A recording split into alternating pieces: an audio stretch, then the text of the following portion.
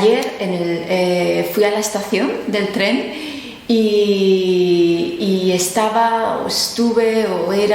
fui, no sé, uno de esos cuatro.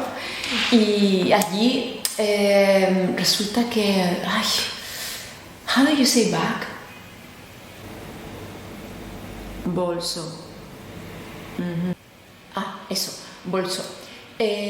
Pues el bolso, no tenía el bolso y buscaba el bolso y entonces vino un chico y el chico es que te quiero contar pero no sé cómo.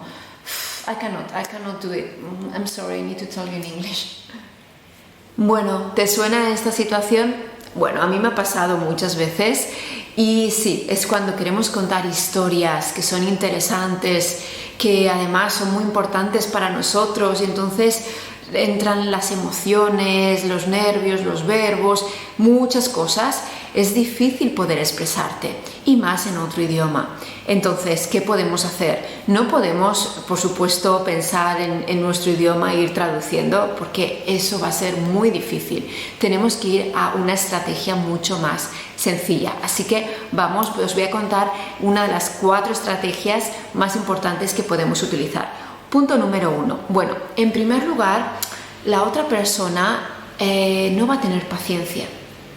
No va a tener paciencia de estar escuchándonos, pensando en los verbos, porque a lo mejor lo hace una vez o 2, pero desde luego no lo va a hacer mucho. Entonces tenemos que actuar de una forma mucho más rápida y más eficaz, ¿vale? Entonces, ¿qué podemos hacer? Bueno, podemos dar un titular. ¿Qué es un titular?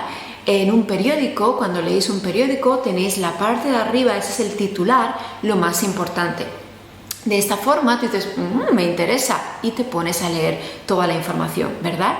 Pues aquí es lo mismo, necesitamos decir titulares, porque de esta forma la otra persona va a tener paciencia, si le interesa la historia, va a tener paciencia. Y funciona, te lo digo que funciona. De hecho, yo tenía un estudiante que le pasaba lo mismo. Él hablaba muy bien, hablaba muy bien, pero hablaba muy despacio. Entonces pensaba mucho los verbos, quería ser perfecto, pensaba su verbo, la preposición y al final las personas no querían hablar con él porque era aburrido, porque no podía tener una conversación rápida y tampoco queremos hablar rápido, no podemos, eso es así, tenemos que buscar la información. Entonces, ¿qué pasaba? Su esposa, ella no hablaba muy bien, hablaba regular, pero hablaba divertida y las personas querían hablar con ella cuando ella no hablaba muy bien. En cambio, él, que hablaba muy bien, pero pensaba mucho todo lo que tenía que decir, nadie quería hablar con él. Entonces, buscamos esta estrategia y a partir de ese momento, él empezó a decir titulares. Titulares cuando hablaba, ¿no? Por ejemplo, decía, en este caso, en esta historia que estamos contando, por ejemplo, podemos tener uno de estos titulares. ¿Qué os parece? Ayer, tuve un problema y conocí al hombre de mi vida. ¿Veis? Este titular, interesante, ¿sí?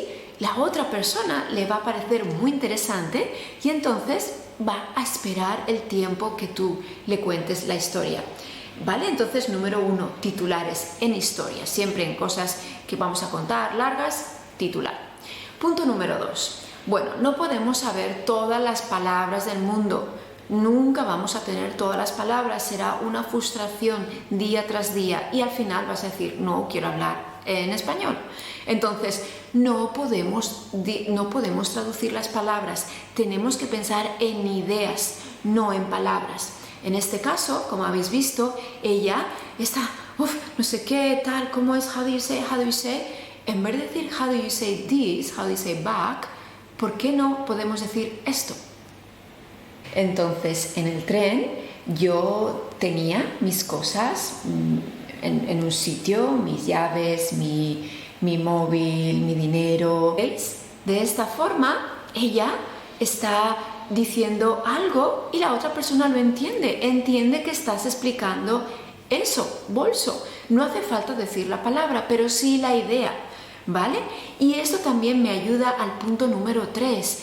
¿Qué podemos hacer? Le podemos pedir ayuda a la otra persona, pero no diciendo how do you say en tu idioma, ¿no? Queremos decirle, sin decirle, ayúdanos. ¿Cómo se puede hacer? Bueno, en este caso, cuando hemos dicho estaba mis cosas, todo en un sitio, tenía todo mi dinero, mi móvil, y la otra persona, cuando estás hablando, inmediatamente te va a decir que lo tenías en el bolso. Exacto. Y la otra, exacto, el bolso.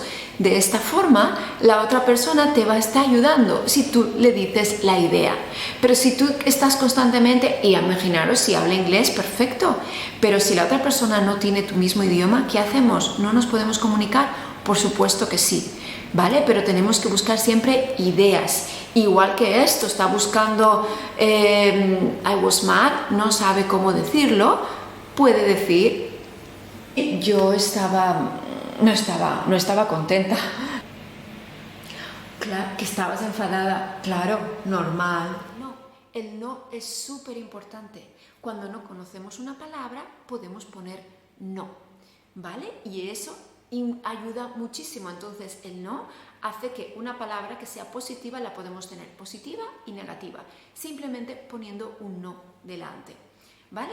Entonces son estrategias muy buenas. Y por último, otra de las que podemos utilizar, bueno, y la más importante, número 4, no podemos hablar frases larguísimas porque al final nos vamos a perder, no vamos a poder continuar la frase.